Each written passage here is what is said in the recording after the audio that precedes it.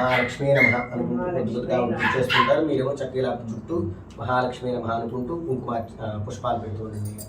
ఓం ప్రకృతియే నమః, ఓం వికృతియే నమః, ఓం విద్యాయే నమః, ఓం సర్వభూతేతప్రదాయ నమః, ఓం శ్రద్ధాయే నమః, ఓం విభూత్యే నమః, ఓం సురభ్యే నమః, ఓం పరమాత్మికాయ నమః, ఓం వాచే నమః, ఓం పద్మాలయాయ నమః, ఓం పద్మాయ నమః, ఓం సుజయే నమః, ఓం స్వాహాయ నమః, ఓం స్వధాయ నమః, ఓం సుధాయ నమః, ఓం ధన్యాయ నమః, ఓం హిరణ్మయే నమః, ఓం లక్ష్మీ నమః, ఓం నిత్యపుష్టాయ నమః, విభావే నమః, నిత్యే నమః, నిత్యే నమః, నిత్యాయ నమః, ఉద్దాయ నమః, ఉద్దాన్యే నమః, ఓం కమలాయ నమః, కాంతాయ నమః, కామాక్షయ నమః, పవన సంభవాయ నమః, ఇంద్రప్రదాయ నమః, బుద్ధే నమః, నగాయ నమః, హరివల్లభాయ నమః, అశోకాయ నమః, ఓం అమృతాయ నమః, దీప్తాయ నమః, లోక శోక వినాశిన్యే నమః, ధర్మనిలయాయ నమః, కరుణాయ నమః, లోకమాత్రే నమః, పద్మప్రియాయ నమః, పద్మాస్తాయ నమః, పద్మాక్షయ నమః, ఓం పద్మసుందరియ నమః, పద్మోద్భవాయ నమః, పద్మోఖ్య నమః, పద్మనాభప్రియాయ నమః, రమాయ నమః, పద్మాలాధరాయ నమః, ఓం దేవ్యే నమః, పద్మినీయ నమః, పద్మగంధీయ నమః, నిరంధాయ నమః, ప్రసన్నాయ నమః, ప్రసాదాత్మకే నమః, ప్రభాయ నమః, చంద్రాయ నమః, చంద్రాయ నమః, ఓం చంద్రసమోదరియ నమః, చంద్రభుజాయ నమః, చంద్రాయ నమః, ఆహ్లాదజనీయ నమః, పుష్టియ నమః, దారిద్ర్యనాశిన్య నమః, ఓం ప్రీతిపుష్టియ నమః, శాంతాయ నమః, శ్రవాయ అమరాయ నమః, శ్రీయ నమః, భాస్కరాయ నమః, మెరుణాయ నమః, రాఘవాయ నమః, సత్యన్య నమః, సుందరాయ నమః, నారాయణాయ నమః, హరిణ్య నమః, ఓం హేమమాలిన్య నమః, ధర్ధానికరియ నమః, సిద్ధియ నమః, త్రైణ సౌమ్య నమః, శుభప్రదాయ నమః, రూపవేశ్వరదానందాయ నమః,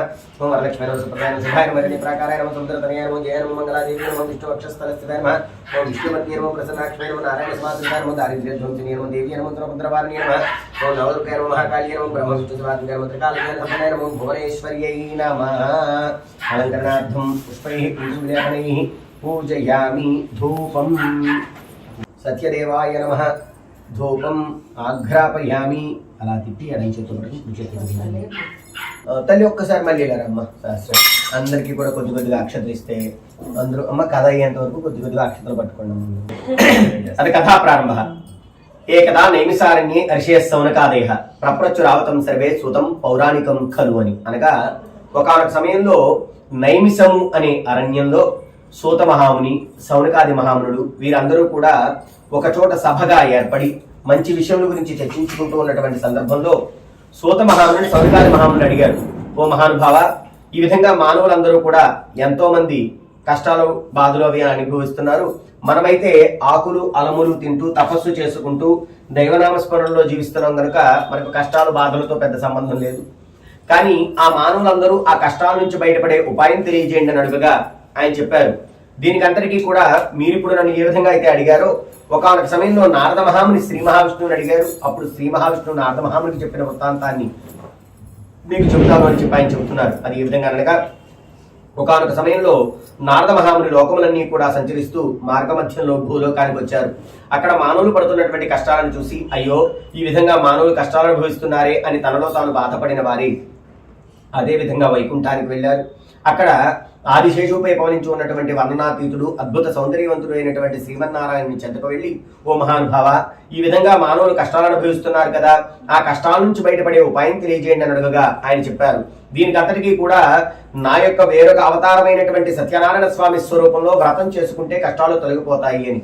అయితే ఆ వ్రతాన్ని ఎవరెవరు ఆచరించవచ్చు, ఏ సందర్భంలో ఆచరించాలి, ఏ విధంగా ఆచరించాలి అని అడుగగా ఆయన చెప్పారు, దీనిని వర్ణభేదం లేకుండా చాతుర్వర్ణముల వారు ఆచరించవచ్చునని, ఈ రోజు, ఈ వారం, ఈ నెల అనేటటువంటి భేదం లేకుండా సంవత్సరాంతము ఏ రోజైనా ఈ వ్రతాన్ని ఆచరించవచ్చునని, అదేవిధంగా ఏ రోజైతే ఈ వ్రతాన్ని ఆచరించదలిచారో ఆ రోజు తెల్లవారుజామునే లేచి కాలకృత్యాలు తీర్చుకుని స్నానం చేసి సత్యనారాయణ స్వామి తండ్రి ఈ రోజు మీ యొక్క వ్రతాన్ని ఆచరించదలిచారని మొక్కుకుని ఆ మధ్యాహ్న సమయం ఉపవాసం ఉండి ఆ యొక్క సాయంకాల సమయంలో గృహం యొక్క ఈశాన్య భాగంలో అనగా ఏ ప్రదేశంలో అయితే మనం ఈ వ్రతాన్ని చేసుకునదలిచామో ఆ ప్రదేశంలో ఆవు పేడతో అలికి చక్కటి ముగ్గుని ఏర్పాటు చేసి దానిపై ఒక నూతన వస్త్రమును ఉంచి దానిపై బియ్యమును పోసి దానిపై ఒక కలసమును స్థాపించి ఆ కలసము బంగారుది గాని, వెండిది గాని, రాగిది గాని, ఎత్తడిది గాని, చివరికి మట్టిది గాని తమ శక్తిలోకము లేకుండా కలసమును స్థాపించి తదుపరి మంటపంపై ఆదిత్యాది నవగ్రహాలను, గణేశాది పంచలోక పాలకులను, ఇంద్రాది అష్టదిక్పాలకులను ఇత్యాది దేవతలను ఆవాహన చేసి తదుపరి సత్యనారాయణ స్వామి వారిని ప్రతిమా స్వరూపంలో ఆవాహన చేసి స్వామివారికి ఆవు పాలు, పెరుగు, నెయ్యి, తేనె, చక్కెర ఇత్యాది పంచామృతములతో అభిషేకమును చేసి తదనంతరం స్వామివారి యొక్క షోడశ ఉపచార పూజలను భక్తి శ్రద్ధలతో పూర్తి చేసుకుని వ్రత కథను భక్తి శ్రద్ధలతో ఆలకించి తీర్థ ప్రసాదములను భక్తి శ్రద్ధలతో స్వీకరించి కథాక్షతులను భక్తి శ్రద్ధలతో శిరస్సును ధరించి స్వామివారి అనుగ్రహాన్ని పొందగలరు అని చెప్పి నారద మహామునికి శ్రీ మహావిష్ణువు తెలియజేసినట్లుగా సూత మహాముని సౌనకాది మహాముని తెలియజేశారు. ఇది శ్రీ స్కాంద పురాణే రేవాకాండే సత్యనారాయణ వ్రత కథాయాం ప్రథమోధ్యాయ సమాప్త. శ్రీ రమారమణ గోవింద. అక్షతలు ఇక్కడ వేసేయండి. ఆ కొబ్బరికాయ ఒక రాళ్ళు ఇలా ఇచ్చేస్తారా? అయితే ఆ పంచామృతాలు ఆవిడకి ఇచ్చేయండి. మీ ఎదురు పెట్టేయండి. మీ పంచామృతాలు మీ ఎదురుగా పెట్టేయండి. అక్కడ అడ్డు లేకుండా నువ్వు ఇటు వచ్చాను అన్న నాన్నగారి వైపు వచ్చి. ఇదేమో ప్రసాదం మీద మోసుకొచ్చాను.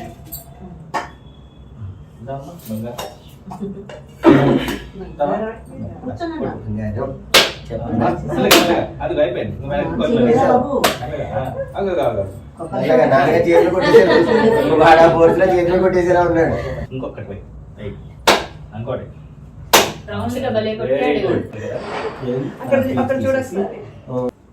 అథ ద్వితీయోధ్యాయ రెండవ అధ్యాయం. కొంచెం వాడి చేస్తాం. ఓకేనా? అథ ద్వితీయోధ్యాయ రెండవ అధ్యాయం. ఈ విధంగా సూత మహాముని సౌనకాది మహాములు తెలియజేశారు. మరలా చెబుతున్నారు. పూర్వం కాశీపట్టణంలో ఒక పేద బ్రాహ్మణుడు ఉండేవారు. ఆయన చాలా పేదరికంలో ఉండి యాచన చేసుకుంటూ అంటే అడుక్కుంటూ భార్య బిడ్డలను పోషించాల్సినంత పేదరికంలో ఉండగా భగవంతుడు ఒక వృద్ధుడి రూపంలో ఆయనకి సాక్షాత్కరించి, బ్రాహ్మణోత్తమ, నీవు చక్కగా వేద విద్యను అభ్యసించావు కదా, ఈ విధంగా కష్టాలు అనుభవిస్తున్నావు. స్కాంద పురాణంలో రేవాకాండంలో సత్యనారాయణ వ్రతం అని ఒక వ్రతం ఉంది. ఆ వ్రతం చేసుకుంటే మీకు కష్టాలు తొలగిపోతాయి అని చెప్పారు. బ్రాహ్మణుడు తన దగ్గర ఉన్నటువంటి కొద్దిపాటి ద్రవ్యాలతోనూ ఆ వ్రతం చేసుకున్నారు. తర్వాత భగవద్ అనుగ్రహం ద్వారా కాలక్రమంలో కష్టాలన్నీ కూడా తొలగిపోగా జీవితకాలము ప్రతి సంవత్సరం ఒక్కొక్క పర్యాయం ఈ వ్రతం చేసుకుంటూ సుఖ సంతోషాలు అనుభవించసాగారు. అంతిమ స్వామివారి సాన్నిధ్యాన్ని పొందినట్లుగా సూత మహాముని సౌనకాది మహాముని తెలియజేశారు. అదేవిధంగా ఒక రోజున ఈ బ్రాహ్మణుడు సత్యనారాయణ స్వామి యొక్క వ్రతాన్ని ఆచరిస్తున్నటువంటి సందర్భంలో కాష్ఠక్రేత అనగా కట్టెలమ్ముకునేవాడు ఒకడు మార్గమధ్యంలో వెళుతూ బ్రాహ్మణుని ఇంటికి వచ్చి, అయ్యా దప్పికగా ఉన్నది, దాహం తీర్చమని అడుగుగా అతనికి మంచినీరు ఇచ్చారు. అవి స్వీకరించిన తర్వాత కట్టెలమ్ముకునేవాడు అడుగుతున్నాడు, మీ ఇల్లంతా కూడా చాలా సందడిగా ఉంది, బంధుమిత్రులతో కలకలలాడుతుంది, ఏమిటి విశేషం అని అడుగుగా ఆయన చెప్పారు, నేను ఒకనొక సమయంలో చాలా కష్టాలు అనుభవించాను. తర్వాత సత్యనారాయణ స్వామి యొక్క వ్రతాన్ని ఆచరించడం ద్వారా నాకు కష్టాలు తొలగిపోవడంతో ఈ వ్రతాన్ని ప్రతి సంవత్సరము ఒక్కొక్క పర్యాయం ఆచరిస్తున్నాను అని చెప్పారు ఆ కట్టెలమ్ముకునేవాడితో బ్రాహ్మణుడు. అయితే ఆ వ్రత విధానం ఏదో తెలియజేయండి, నేను ఆచరిస్తానని కట్టెలమ్ముకునేవాడు. అతనికి వ్రత విధానం తెలియజేశారు బ్రాహ్మణుడు. కట్టెలమ్ముకునేవాడు ఇంటికి వచ్చాడు. భార్యను ఉద్దేశించి సత్యనారాయణ స్వామి వ్రతం చేద్దామన్నారు. సరే అంది భార్య కూడాను.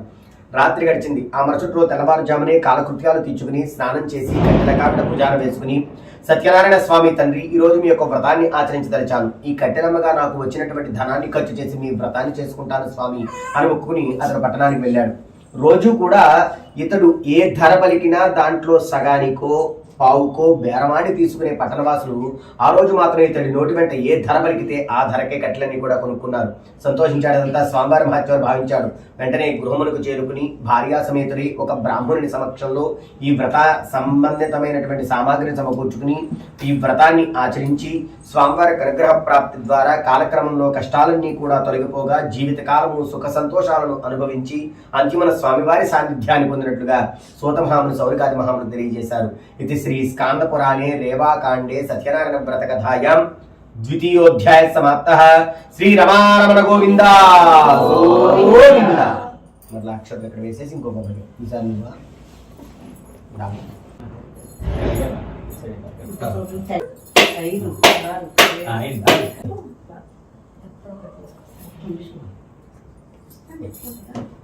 తృతీయోధ్యాయ మూడవ అధ్యాయం. ఈ విధంగా సూత మహాముని సౌనకాది మహాములు తెలియజేశారు. మరలా చెబుతున్నారు. పూర్వం ఉల్కాముఖుడు అనే ఒక మహారాజు ఉండేవారు. ఆయన దేశ ప్రజలందరినీ కూడా కన్నబిడ్డల వలె చూసుకునేవారు. కానీ సంతానం లేదు. అయ్యో, నా వంశం నాతోనే అంతరించిపోతుందా అని బాధపడుతున్నటువంటి మహారాజు గారి చేత రాజపురోహితుడు సత్యనారాయణ స్వామి యొక్క వ్రతాన్ని ఆచరింపజేయగా ఒక శుభముహూర్తమున మహారాణి గారు గర్భమును దాల్చి నవమాసములు కూడా మోసి పండంటి మగ శిశువుకు జన్మనిచ్చారు. ఆహా, నా వంశోద్ధర కారణమైనటువంటి స్వామివారి ప్రసాదాన్ని దేశ ప్రజలందరికీ కూడా దక్కించాలనే ఉద్దేశ్యంతో భద్రశీల అనే నది ఒడ్డున సత్యనారాయణ స్వామి వ్రతాన్ని ఆచరిస్తూ దేశ ప్రజలందరికీ కూడా అన్నదానాన్ని ఏర్పాటు చేశారు మహారాజు గారు. ఆ సందర్భంలో ఆ భద్రశీల నదిలో ప్రయాణమై వెళుతూ ఉన్నటువంటి సాధువా అని పిలువబడే వైశ్య వర్తకుడు ఈ జనసందోహాన్ని చూసి, నా దగ్గర ఉన్న వజ్ర వైఢూర్యాలు ఇక్కడైతే అధిక ధరకు అమ్ముకోవచ్చు కదా అనే ఉద్దేశ్యంతో అక్కడికి వచ్చి వాటినన్నింటినీ కూడా అమ్ముకుని తర్వాత మహారాజు గారి దగ్గరికి వెళ్ళి, మహారాజా, మీరు ఆచరించుతున్నటువంటి కార్యక్రమం ఏమిటి, ఎంతమందికి అన్నదానాన్ని ఏర్పాటు చేశారు, ఎందువల్ల అని అడుగుగా ఆయన చెప్పారు, నేను ఒకనొక సమయంలో సంతానలేమితో బాధపడుతూ ఉన్నటువంటి సందర్భంలో సత్యనారాయణ స్వామి యొక్క వ్రతాన్ని ఆచరించడం ద్వారా నాకు సంతాన ప్రాప్తి కలగడంతో స్వామివారి ప్రసాదాన్ని దేశ ప్రజలందరికీ కూడా దక్కించాలనే ఉద్దేశ్యంతో భద్రశీల నది ఒడ్డున సత్యనారాయణ స్వామి యొక్క వ్రతాన్ని ఆచరిస్తూ దేశ ప్రజలందరికీ కూడా అన్నదానాన్ని ఏర్పాటు చేశాను అని. అయితే ఆ వ్రత విధానం ఏదో నాకు తెలియజేయండి, నేను ఆచరిస్తానన్నారు భర్తలు. అతనికి వ్రత విధానం తెలియజేశారు మహారాజు గారు. వర్తకుడు ఇంటికి వచ్చాడు. అతని భార్య పేరు లీలావతి. భార్యను ఉద్దేశించి సత్యనారాయణ స్వామి వ్రతం చేద్దామన్నారు. సరే అంది భార్య కూడా. అయితే మా మహారాజు గారు సత్యనారాయణ స్వామి వ్రతం చేస్తే సంతానం కలిగింది కదా, మనం సంతానం కలిగితే సత్యనారాయణ స్వామి వ్రతం చేద్దాము అన్నారు పిసినారైనటువంటి వర్తకుడు. సరే అంది కాదనలేక భార్య. అయినా కూడా భగవంతుడు అనుగ్రహించారు. ఒక శుభముహూర్తం వారి భార్య అయినటువంటి లీలావతి గర్భమును దాల్చి నవమాసములు కూడా మోసి 12 ఆడ శిశువుకు జన్మనిచ్చారు. కొంతకాలానికి ఆ బాలిక కళాకాంతులతో విరాజిల్లుతుండడంతో కళావతి అని నామకరణం చేశారు. నామకరణం సందర్భంలో భర్తను ఉద్దేశించి భార్య అడిగింది, ఏమంటే సత్యనారాయణ స్వామి వ్రతం చేస్తామని ఒప్పుకున్నాం కదా, వ్రతం చేద్దామని. ఇప్పుడు కాదు, అమ్మాయి యొక్క కన్యాదానం సమయంలో చేద్దాం, ఖర్చులో ఖర్చు వెళ్ళిపోతుంది అన్నాడు పిసినారైనటువంటి భర్త. సరే అంది కాదనలేక భార్య. కాలం గడిచింది. కొంతకాలానికి తన కుమార్తె యుక్త వయస్సుకు వచ్చిందని తన కుమార్తెకు సరైన వారిని ఎంపిక చేసి కాంచనపురం అనేటటువంటి పట్టణం నుంచి ఒక కుర్రవాడిని ఎంపిక చేసుకుని వివాహం ఏర్పాటు చేశారు వర్తకుడు. వివాహం సందర్భంలో భార్యాభర్తలిద్దరికీ కూడా సత్యనారాయణ స్వామి వ్రతం చేయాలనే విషయం గుర్తుకు రాలేదు. స్వామివారికి ఆగ్రహం కలిగింది. నా వ్రతాన్ని చేస్తానని అనుకుని వ్రతాన్ని ఆచరించలేదు కనుక మీ 7 తరాల వారు అనుభవించినటువంటి కష్టాలను అనుభవిస్తారుగా కానీ చూపించారు స్వామివారి మహారాజు గారిని ఈ వర్తకుడిని. అయితే కాలం గడిచింది. కొంతకాలానికి వర్తకుడు తన అల్లుడిని తీసుకుని, అల్లుడు నేను ఒక్కడిని వర్తకం చేస్తేనే ఇంత ధనం సంపాదించాను కదా, ఇప్పుడు ఇద్దరు కలిసి వర్తకం చేద్దామని చెప్పడంతో ఇద్దరు కూడా దేశాలు వర్తకానికి బయలుదేరారు. వాళ్ళ వర్తకాన్ని పూర్తి చేసుకుని తిరుగు ప్రయాణంలో రత్నసానుపురము అనేటటువంటి పట్టణంలో ఒక చంద్రకేతు మహారాజు గారి రాజ్యంలో ఒక సత్రంలో విశ్రాంతి తీసుకుంటున్నారు. ఆ సందర్భంలో రాజుగారి ధనాగారంలో దొంగలు పడి ధనాన్ని మూటలుగా కట్టుకుని వీళ్ళు ఎక్కడైతే విశ్రాంతి తీసుకుంటున్నారో ఆ ప్రదేశంలో ధనం మూటలు పడేసి మాయమైపోయారు. వాళ్ళని వెంబడిస్తూ వచ్చినటువంటి రాజభటులు ఈ ధన మూటలు ఇక్కడే ఉండడంతో వీళ్లే దొంగతనం చేశారనే ఉద్దేశంతో వెంటనే వీళ్ళని బంధించి మహారాజు గారి దగ్గరికి తీసుకువెళ్లారు. మహారాజు గారు కనీసం ఏం జరిగింది, ఎలా జరిగిందనే విచారణ కూడా చేయకుండానే నా రాజ్యానికి వచ్చి నా ధనాగారంలోనే దొంగతనం చేసేంత ధైర్యమా వీళ్ళకి, వెంటనే వీరిని కారాగారంలో బంధించి కఠినంగా శిక్షించండి అని ఆజ్ఞాపించారు. వాళ్ళని బంధించారు, శిక్షణ ప్రారంభించారు. అక్కడ కళావతి లీలావతి పరిస్థితి కూడా అదే విధంగా ఉంది. వాళ్ళ ఇంట్లో దొంగలు పడి ధనాన్ని, వస్తువులను, వస్త్రములను, ఇటువంటి విలువైన వాటిని అన్నింటినీ అపహరించుకుని వెళ్ళిపోయారు. ఆ సందర్భంలో తల్లి అయినటువంటి లీలావతి అనారోగ్యంతో మంచాన పడగా పాదం కింద పెట్టి ఎరుగునటువంటి అల్లారు ముద్దుగా పెరిగినటువంటి కళావతి ఆ చుట్టుపక్కల వాళ్ళ ఇళ్లలో పని చేసుకుంటూ తల్లిని పోషిస్తూ వస్తోంది. ఈ విధంగా ఉండగా ఒక రోజు ఇంటికి ఆలస్యంగా వచ్చినటువంటి కుమార్తెను ఉద్దేశించి తల్లి అడుగుతోంది, అమ్మాయి నువ్వు రోజు కూడా చాలా తొందరగా వస్తావు కదా, ఈ రోజు ఎందుకు ఇంత ఆలస్యమైంది అని అడుగగా ఆమె చెప్పింది, అమ్మా నేను ఈ రోజు ఒకరింటికి పని కోసమని వెళ్ళాను. అక్కడ వాళ్ళు సత్యనారాయణ స్వామి వ్రతాన్ని ఆచరిస్తుండగా వ్రతాన్నంతటిని తిలకించి, వ్రత కథలను ఆలకించి, తీర్థ ప్రసాదమును స్వీకరించి, కథాక్షతలు శిరస్సును ధరించి మీకోసం కూడా తీసుకొచ్చానమ్మా అని తల్లికి తీర్థ ప్రసాదమును కథాక్షతలు అందించింది కుమార్తె. అవి స్వీకరించిన తర్వాత తల్లి అంటోంది, మేము కూడా ఒక సమయంలో సత్యనారాయణ స్వామి వ్రతం చేస్తామని ఒప్పుకున్నాం, కానీ వ్రతాన్ని ఆచరించలేదు, మనం ఏ విధంగా వ్రతాన్ని ఆచరిద్దామని చెప్పడంతో సంభవద్భిః ద్రవ్యైః, ఇది ఉంది ఇది లేదు అనే ఇబ్బంది లేకుండా మా వద్ద ఏవైతే ద్రవ్యాలు ఉన్నాయో వాటితోనే మేము వ్రతం చేసుకుంటున్నాము స్వామి అని మొక్కుని వ్రతాన్ని ప్రారంభించి, అదే విధంగా మీరు ఈ విధంగా ఫలస్థాపన మనస్సులోని కోరికను వినియోగించుకుని పండు మండపం మీద ఏ విధంగా అయితే పెట్టుకున్నారో ఆ విధంగా తల్లి కూతురు ఇద్దరు కూడా సత్యనారాయణ స్వామి తండ్రి మా భర్తలు వర్తకానికని దేశాలు వెళ్ళారు, వాళ్ళు క్షేమంగా మా నగరానికి చేరుకోవాలని మొక్కుకున్నారు. స్వామివారు సంతోషించారు. వెంటనే ఏ దేశ మహారాజు గారు అయితే వీళ్ళని బంధించారో ఆ రత్నసానుపురం మహారాజు గారు అయినటువంటి చంద్రకేతు మహారాజు గారికి కలలో కనిపించి, మహారాజా నీవు బంధించినటువంటి వర్తకుడు అతనుడు ఏ పాపము చేయలేదు, వాళ్ళు కేవలం నా శాపం వలన మాత్రమే నీ చేత బంధింపబడ్డారు, వాళ్ళని విడిచిపెట్టలేదంటే నీ వంశాన్ని నాశనం చేస్తానని హెచ్చరించారు మహారాజు గారిని స్వామివారు. మహారాజు గారు ఉలిక్కిపడి చూశారు. చుట్టూ చూస్తే ఎవరూ లేరు. తనకు సంబంధం లేని ఎవరో వ్యక్తుల గురించి ఈ విధంగా కలొచ్చిందంటే ఇదంతా కూడా నిజమై ఉండాలని భావించిన మహారాజు గారు ఆ మరుసటి రోజు సభలో ఉన్న వారిని కూడా ఉద్దేశించి నాకు ఈ విధంగా కలొచ్చింది కనుక వాళ్ళని విడిచిపెడుతున్నానని చెప్పి వాళ్ళ దగ్గర తీసేసుకున్నటువంటి ధనానికి రెట్టింపు ధనాన్ని ఇచ్చి వారికి కొందరు భటులను తోడుగా ఇచ్చి వారిని ఘనంగా సాగనంపారు. ఇది శ్రీ స్కాందపురాణే రేవాకాండే సత్యనారాయణ కథాయాం తృతీయోధ్యాయ సమాప్తః. శ్రీ రమారమణ గోవింద గోవింద.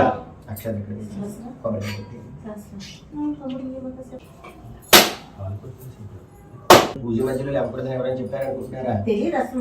మామూలుగా లేవచ్చా లేవకూడదా అనే ప్రశ్న. మీరు భగవంతుడికి సంబంధించిన పని కాకుండా మీ పర్సనల్ పని ఏదైనా ఉండి లేవకూడదు, నిజమే. కానీ ఆత్మశుద్ధి లేని ఆచారం అది ఎలా అన్నారు. అంటే కాళ్ళు లాగేస్తూనే పూజ ఎప్పుడైపోతుందా అనుకోవడం కరెక్టా? అమ్మో కాళ్ళు లాగుతూనే ఒక్కసారి లేచి కూర్చుందాం, ఆ ఇబ్బంది నుంచి పక్కన పడి పూజ శ్రద్ధగా చేసుకుందాం అనేటటువంటి ఆత్మశుద్ధి మంచిదా? కాబట్టి లేవచ్చు. యద్భావం తద్భావతి. కాబట్టి ఎప్పుడు కూడా ఇలా పూజ మధ్యలో లేవచ్చా లేవకూడదు ఇది సమస్య లేదండి. ఇలాంటివి ఏం లేవు, రిస్ట్రిక్షన్స్ ఏమి ఉండవండి. భక్తి ఉంటే చాలు, భయం ఉండక్కర్లేదు. శ్రద్ధ ఉంటే చాలు, చేదస్థం ఉండక్కర్లేదు. ఇలా చేస్తే ఏమైపోతుందో, అలా చేస్తే ఏమైతే పక్కన ఏమన్నా మాస్టర్ లాగా పక్కన బెత్తం పట్టుకుని దేవుడు కూర్చుంటారా? తప్పు చేసావు నా దెబ్బ వేయడానికి, అదేం లేదు. కాకపోతే ఎందుకు మనకు ఉండాలి, మనకు తెలియాలి. ఇప్పుడు ఎవరో ఇప్పుడు చూడండి, ఎవరో చూస్తున్నారు కాబట్టి చేయడం కాదు. మన ఏదో ఏదో ఏదో సినిమాలో చెప్పినట్టు దేవుడు చూస్తున్నాడు పైనుంచి అనే ఏదో సాక్ష్యం సినిమా వచ్చింది చూసారా? ఆ టైప్లోను భగవంతుడు పైన ఉన్నారు, ఆయన చూసారా లేదా అనేది పక్కన పెడితే మనకి మనం సమాధానం చెప్పుకోవాల్సి వచ్చినప్పుడు మనం సరిగ్గా చేసామా లేదా అని మనల్ని మనం ప్రశ్నించుకున్నప్పుడు మనం చెప్పగలిగే సమాధానం చేశాను, పర్ఫెక్ట్గా చేశానని చెప్పగలిగి ఉండాలి. మనకి మనం చెప్పుకోగలిగి ఉండాలి, అంతే తప్ప ఇంకేమీ లేదండి. అయితే పూజ చేసినప్పుడు కూడా చాలా మంది బిగిసిపోయి అమ్మో మాట్లాడకూడదు, అమ్మో ఇలా చేయకూడదు, అమ్మో అలా చేయకూడదు, ఇలాంటివి ఏం లేవండి.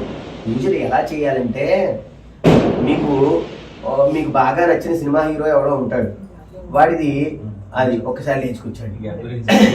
మీకు బాగా నచ్చిన సినిమా హీరో ఎవరో ఉంటాడండి, చక్కగా మీరు వాడికి ఇంకా పిచ్చి ఫ్యాన్ అనమాట.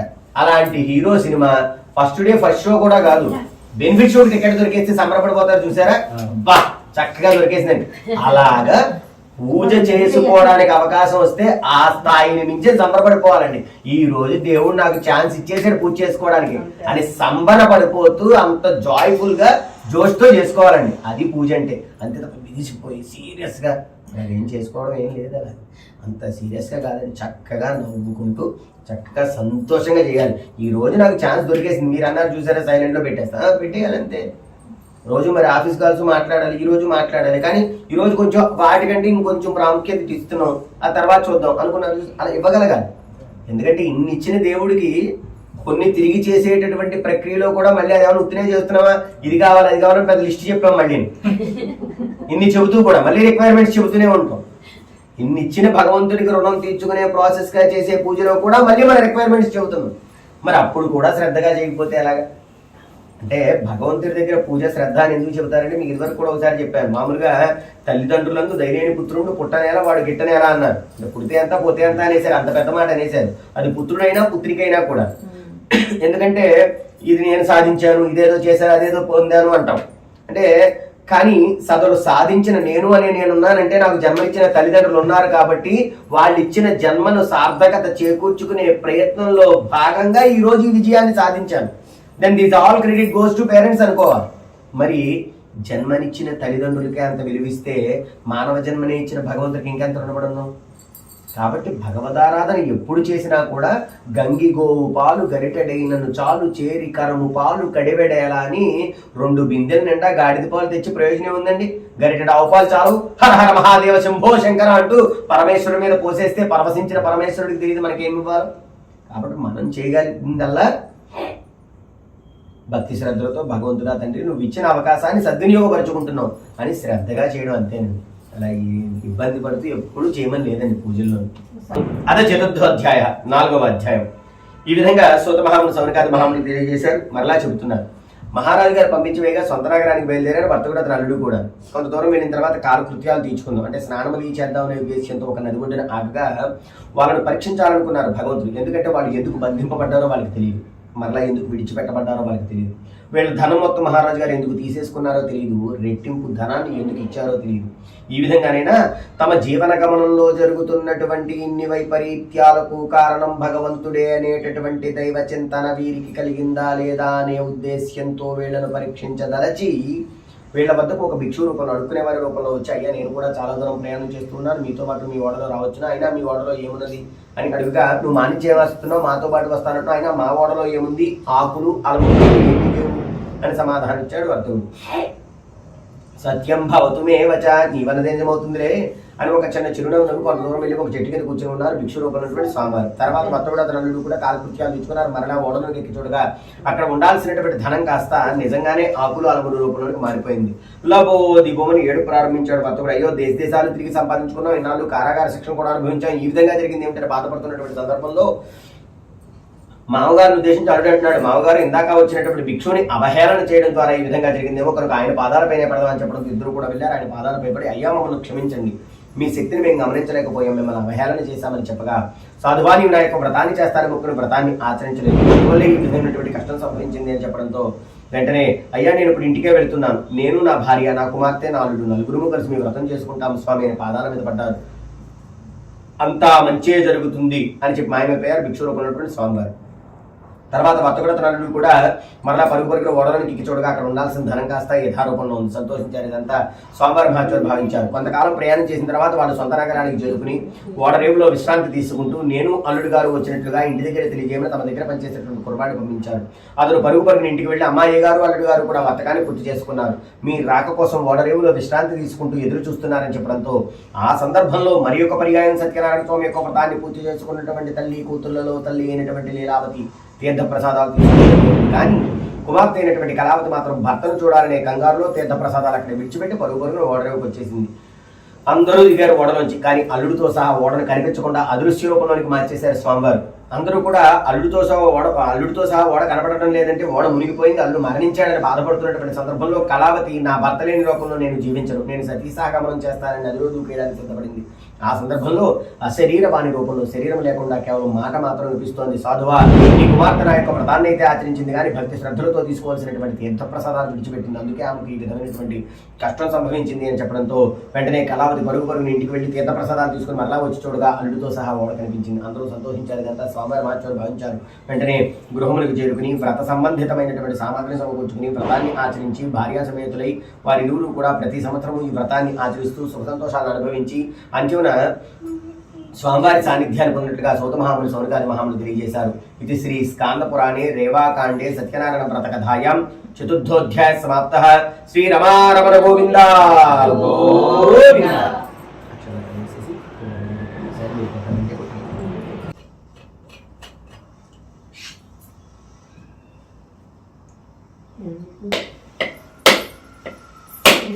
ఆఖరాధ్యాయం. ఈ విధంగా సూత మహాముని సౌనకాది మహాములు తెలియజేశారు. తర్వాత మరలా చెబుతున్నారు, పూర్వం తుంగధ్వజుడు అని ఒక మహారాజు ఉండేవారు. ఆయన దేశ ప్రజలందరినీ కూడా కన్నబిడ్డల వలె చూసుకునేవారు. అంతేకాక ఆయనకి 100 మంది కుమారులు. వేటంటే ఎంతో ఇష్టమైనటువంటి మహారాజు గారు వేట కోసమని అడవికి వెళ్ళి ఆ రోజు సాయంకాలం అయిపోవడంతో ఇప్పుడు బయలుదేరినా కూడా మార్గ మధ్యంలో చీకటి పడుతుంది, మరలా క్రూర మృగాలతో ప్రమాదం పొంచి ఉండవచ్చనే ఉద్దేశంతో ఒక చోట గుడారాలు ఏర్పాటు చేసుకుని విశ్రాంతి తీసుకుంటున్నారు. ఆ సందర్భంలో రాజుగారి గుడారాలకి కొంత దూరంలో కొందరు గొల్లలు సత్యనారాయణ సమర్థం చేస్తూ కనిపించారు. అయితే నేను దేశాన్ని పాలించే మహారాజుని, వాళ్ళు కేవలం గొల్లలే కదా, వాళ్ళ దగ్గరికి నేను వెళ్ళడం ఏమిటనేటటువంటి అహంభావంతో అక్కడికి వెళ్ళలేదు మహారాజు గారు. అంతేకాకుండా వాళ్ళు తీసుకొచ్చి ఇచ్చినటువంటి తీర్థప్రసాదాలు కూడా విడిచిపెట్టేశారు. స్వామివారికి ఆగ్రహం కలిగింది. ఆ రాత్రి గడిచింది. ఆ మరుసటి రోజు తెల్లవారుజామునే కాలకృత్యాలు తీర్చుకుని స్నానం చేసి రాజ్యానికి బయలుదేరారు మహారాజు గారు. ఇంకా కొంత దూరం వెళ్లేసరికి రాజ్యంలోనికి చేరుకుంటారనగా వేగులు అనగా వార్తా సమాచారం ఇద్దరు పరుగున వచ్చి, మహారాజా మీరు ఇప్పుడు మన రాజ్యంలోనికి రావడం మీకు శ్రేయస్కరం కాదు, పొరుగు దేశపు రాజులందరూ కూడా ఒక్కసారిగా దండెత్తి వచ్చారు, ఈ దండయాత్రలో మన రాజ్యం పరహస్తగతమైపోయింది, మీ 9 కుమారులు కూడా యుద్ధంలో మరణించారు అని చెప్పారు. ఆ వార్త వినగానే స్పృహ కోల్పోయి పడిపోయారు మహారాజు గారు. వెంటనే మహామంత్రి గారు వేగులను ఉద్దేశించి, పోయిన కుమారులు ఎలాగూ తిరిగి రారు, కనీసం దేశ ప్రజల పరిస్థితి తెలుసుకుని రండి అని చెప్పడంతో మరలా రాజ్యంలోనికి వెళ్లారు వేగులు. కాసేపటికి కోల్పోయిన స్పృహ నుంచి తేరుకున్నటువంటి మహారాజు గారు ఒక్కరు కాదు, ఇద్దరు కాదు, 9 కుమారులు ఒక్కసారిగా మరణించడం ఏమిటని బాధపడుతున్నటువంటి సందర్భంలో మహామంత్రి గారు మహారాజు గారిని ఉద్దేశించి, మహారాజా పోయిన కుమారులు ఎలాగూ తిరిగి రారు, కనీసం మానసిక ప్రశాంతతైనా దక్కుతుందయ్యా అని వారి చేత సత్యనారాయణ స్వామి యొక్క వ్రతాన్ని ఆచరింపజేసి తీర్థప్రసాదం ఇప్పించారు. అయినా కూడా మహారాజు గారు బాధపడుతూనే ఉన్నారు, ఈ విధంగా జరిగింది ఏమిటి అని. సరిగ్గా అదే సమయంలో ఏ వేగులైతే వార్తా సమాచారకులైతే దేశ ప్రజల పరిస్థితి చూడడానికి వెళ్లారో వాళ్ళు పరుగుని తిరిగి వచ్చి, మహారాజా మీకు శుభవార్త. మీ నూరుగురు కుమారులు కూడా యుద్ధంలో మరణించలేదు. వాళ్ళు కేవలం స్పృహ కోల్పోయిన స్పృహ నుంచి తేరుకుని పొరుగుదేశపు రాజులందరినీ కూడా జయించారు. ఇప్పుడు మన రాజ్యం సుభిక్షంగా ఉంది అని చెప్పడంతో, ఆహా, నేను ఒక్కడిని ఈ వ్రతాన్ని ఆచరిస్తేనే ఇంత ఫలితం దక్కిందే, ఇంకా దేశ ప్రజలందరూ కూడా ఈ వ్రతాన్ని ఆచరిస్తే ఇంకెంత ఫలితం దక్కుతుందో కదా అనే ఉద్దేశ్యంతో దేశ ప్రజలందరినీ కూడా ఒక సమయంలో ఈ వ్రతాన్ని ఆచరించమని ఆజ్ఞాపించారు మహారాజు గారు. మొదట మహారాజు గారు చెప్పారని వ్రతాన్ని ప్రారంభించిన తదుపరి వారికి వస్తున్నటువంటి శుభ పరిణామముల కారణంగా ఈ వ్రతాన్ని మరల ఆచరిస్తూ సుఖ సంతోషాలను అనుభవించి అంతిమన స్వామివారి సాన్నిధ్యాన్ని పొందినట్లుగా సూత మహాములు, సౌనికాది మహాములు తెలియజేశారు. అదేవిధంగా ఎవరైతే దుఃఖములు, బాధలు మొదలైనటువంటి వాటితో సతమతమవుతూ ఉంటారో వారి వ్రతం చేసుకోవడం ద్వారా సుఖ సంతోషాలు లభిస్తాయని, సంతానం లేదు అని బాధపడే వారి వ్రతం చేసుకోవడం ద్వారా సంతాన ప్రాప్తి కలుగుతుందని, వ్యాపార విషయమో, వ్యవహార విషయమో, ఉద్యోగ విషయమో, ఆరోగ్య విషయమో, వివాహ విషయమో, విద్యా విషయమో ఇత్యాది విషయములలో విజయకాంక్షతో ఏదైనా జయించాలనే కోరికతో ఈ వ్రతం చేసుకోవడం ద్వారా విజయం వరిస్తుందని, అంతేకాక ఎవరైతే ఈ వ్రతాన్ని చేసుకుంటున్నారో, ఎవరైతే ఈ వ్రతాన్ని చూస్తున్నారో, ఎవరైతే వ్రత కథను శ్రద్ధగా వింటారో, ఎవరైతే భక్తి శ్రద్ధలతో కథాక్షతలు శిరస్సును ధరిస్తారో, ఎవరైతే భక్తి శ్రద్ధలతో తీర్థప్రసాదములు స్వీకరిస్తారో అందరికీ కూడా స్వామివారి అనుగ్రహం కలుగుతుంది అని తెలియజేయడం జరుగుతోంది. ఇది శ్రీ స్కాంద పురాణే రేవాకాండే సత్యనారాయణ వ్రత కథాయాం పంచమోధ్యాయ సమాప్త. సత్యనారాయణ వ్రత కథా సమాప్త. శ్రీ రమారమణ గోవింద గోవింద. కొద్దిగా అక్షతలు కాసం దగ్గర వేసి మిగతా వారందరూ కూడా మీ దగ్గర ఉన్న అక్షతలు కొద్దిగా కలసం మీద వేసి కొద్దిగా శిరస్సు మీద వేసుకోండి. మీ పిల్లలకు మీరు వేసేయండి. ఇక్కడ కలసం దగ్గర వేసి దండం పెట్టేసుకో. అక్కడి నుంచి అలా వేసి దండం పెట్టేసుకో. ఈ తమలపాకుతో వీటన్నిటి మీద నిలిచాలి. ఉందండి, సరిపోతుంది. ఓం అలా చుట్టూ తిప్పు 2 నీళ్ళు కూడా తింటూ విడిచిపెట్టండి. సత్యంత అర్ధంతో శ్రీ సాంగ పరివార సమేత సత్యదేవాయ నమః నారికేల సకల సహిత బహుబీజ ఫలాన్నివేదయం. ఓం ప్రాణాయ స్వాహ, ఓం అపానాయ స్వాహ, ఓం యానాయ స్వాహ, ఓం దానాయ స్వాహ, ఓం సమానాయ స్వాహ. 5 నీళ్ళు కొట్లు పక్కన విడిచిపెట్టండి. మధ్యపాని తోర్పయామి. అమృతాపిధానం సుత్రామం తోర్పయామి. హస్తౌ ప్రక్షాళయామి, పాదౌ ప్రక్షాళయామి, శుద్ధ ఆచమనీయం తోర్పయామి. లేచండి. ఓం హిరణ్యపాత్రమదో పూర్ణం దదాతి మదవ్యో సానిధి ఏకదా బ్రహ్మణోపాసి ఏకదే భజమా ఆయుష్యేషో దదాతి సంరాజం చ అభిశ్రీయాత్రో గృహే లక్ష్మీరాష్ట్రస్యాం ఖేతయా మాసగుం సృజామసి. సంతత శ్రీరస్తు సమస్త మంగళాని భవంతు. నిత్య శ్రీరస్తు నిత్యమంగళాని భవంతు. స్మరణ ఇలా చూడన్న. నిత్య శ్రీరస్తు నిత్యమంగళాని భవంతు. సత్యదేవాయ నమః. కర్పూర ఆనంద నీరాజనం దర్శయామి. నీరాజన అనంతరం శుద్ధ ఆచమనీయం సమర్పయామి. ఇది నమస్కరోమి. గోవింద గోవింద. హర నమః పార్వతీపతయే. హర హర మహాదేవ. శంభో శంకర.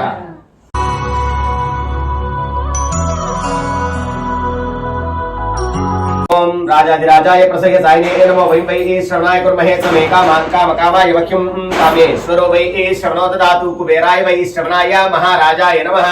ఓం తద్బ్రహ్మ, ఓం తద్వాయు, ఓం తదాత్మ, ఓం తత్సత్యం, ఓం తత్సర్వం, ఓం తత్పురోన్నమః. అంతశ్చరతి భూతేషు గుహాయాం విశ్వమూర్తిషు. త్వం యజ్ఞత్వం వషట్కారస్త్వం ఇంద్రస్త్వం రుద్రస్త్వం విష్ణుస్త్వం బ్రహ్మత్వం ప్రజాపతిః. త్వం తదాపః పూజ్యో తేజసోమృతం బ్రహ్మభూద్భువస్వరోం. ఈశాన సర్వ విద్యానాం ఈశ్వర సర్వభూతానాం బ్రహ్మాధిపతిర్ బ్రహ్మణోధిపతిర్ బ్రహ్మ. శివో మే అస్తు సదా శివోం.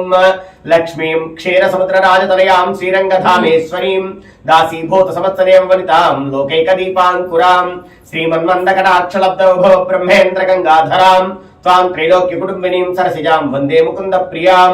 సిద్ధలక్ష్మీర్మోక్షలక్ష్మీర్జయలక్ష్మీ సరస్వతి శ్రీలక్ష్మీర్వరలక్ష్మీశ్చ ప్రసన్నా మమ సర్వదా. వరాంకుశోపాశమభీతి ముద్రాం కరైర్వహంతీం కమలాసనస్థాం బాలార్కకోటి ప్రతిభాంతినేత్రాం భజేహమంబాం జగదీశ్వరీం తాం. సర్వమంగళ మాంగళ్యే శివే సర్వార్థసాధికే శరణ్యే త్ర్యంబకే దేవి నారాయణ నమోస్తుతే.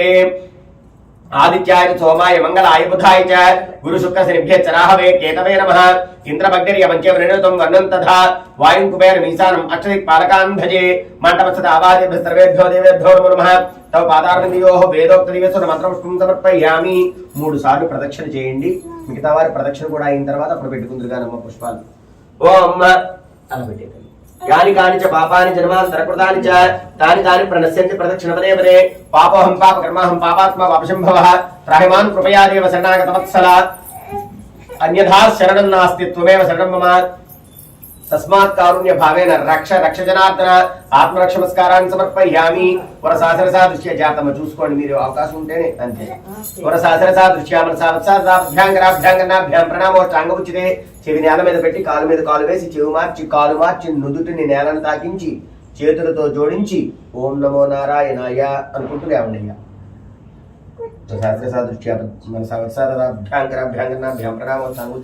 సాష్టాంగ నమస్కారం సమర్పయామి. మీరిద్దరూ ఇటు పక్కకు వచ్చేస్తే మిగతా వాళ్ళు వచ్చి పుష్పం అక్కడ పెట్టి దండం పెట్టుకుంటారు. మీరు అక్కడ వచ్చిందా పక్కకు వచ్చి తల్లి నువ్వేం చేస్తావంటే ఆ బట్టలు ఒకసారి కింద పెట్టేసి ఈ కుంకుమ కొద్దిగా నువ్వు ఇలా పెట్టుకుని అమ్మకు పెట్టి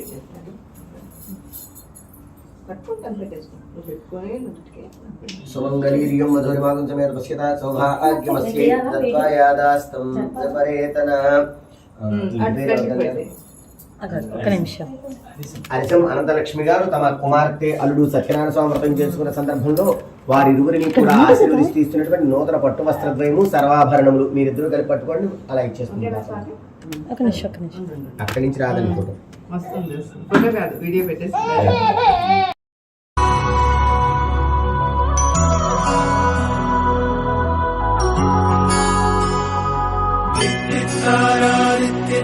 ఒకసారి నువ్వు కూడా వెళ్ళారమ్మా. అలా తమ్ముడు పక్కన అలా కూర్చో తల్లి. 2 అక్షతలు వేస్తాను. ఓం ప్రియాప్త్యా అనంతరాయాయ సర్వస్తోమోతి రాత్రౌతో మహర్భవతు సర్వస్యాప్త్యే సర్వస్య సర్వమేవ తేన ఆప్నోతి సర్వం జయతి. శతంజీవ శరదో వర్ధమానిత్యమనిగమో భవతి. శతమితి శతం దీర్ఘమాయురమృతయేన వర్ధయంతి. శతమేనమేవ తదాత్మానం భవతి. శతమనంతం భవతి. శతమైశ్వర్యం భవతి. శతమితి శతం దీర్ఘమాయుః ఆయుర్దాగ్నేహర్షారో ఘృత ప్రతీకో ఘృతయోనేధి. ఘృతం పేత్వా మధుచారికవేం పిదేవత్రమభిరక్షతాదిమం. శతమానం భవతి.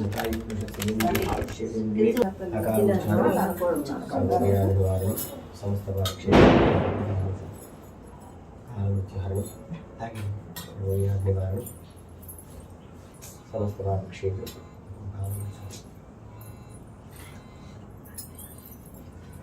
తల్లి రాము నాన్న నువ్వు కూడా వచ్చావు.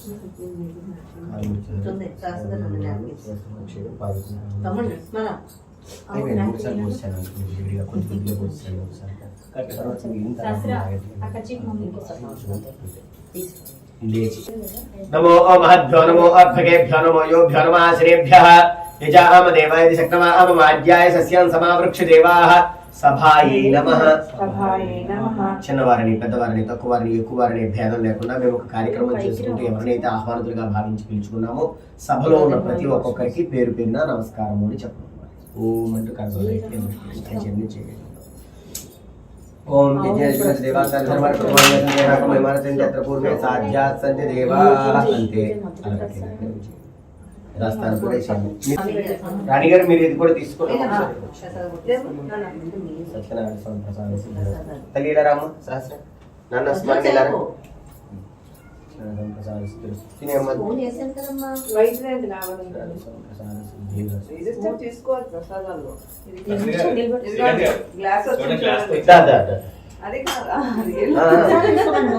ప్రసాదం తీసుకున్నాడండి.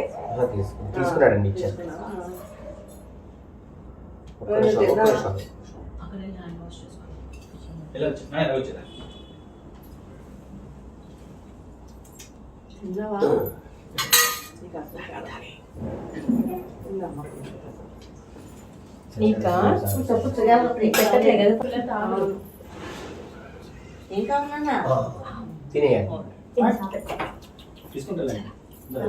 శ్రీ సత్యనారాయణ స్వామి వారి వ్రతం చేసుకోవడం ఎంత ముఖ్యమో వ్రత కథలు తీర్థ ప్రసాదాలు తీసుకోవడం కూడా అంతే ముఖ్యం. అందుకే ఈ వీడియోలో నేను వ్రత కథలు తర్వాత స్వామివారి తీర్థ ప్రసాదాలు తీసుకోవడానికి కూడా ఇంక్లూడ్ చేశాను. ఇక చివరగా వచ్చిన ముత్తైదువులకు పండు తాంబూలం ఇచ్చి వారి ఆశీర్వాదాలు కూడా తీసుకున్నాను. ఇంతేనండి, ఈ వీడియోనైతే ఇక్కడితో ముగిస్తున్నాను. ఈ వీడియో మీ అందరికీ నచ్చినట్లయితే లైక్ చేయండి, షేర్ చేయండి. అలాగే తప్పకుండా మన ఛానల్ని సబ్స్క్రైబ్ చేసుకోండి. నోటిఫికేషన్స్ కోసం పక్కనున్న బెల్ ఐకాన్ని కూడా యాక్టివేట్ చేసుకోండి. Thanks for watching. Meet you in the next video. Bye. ఓం శ్రీ సత్యదేవాయ నమః.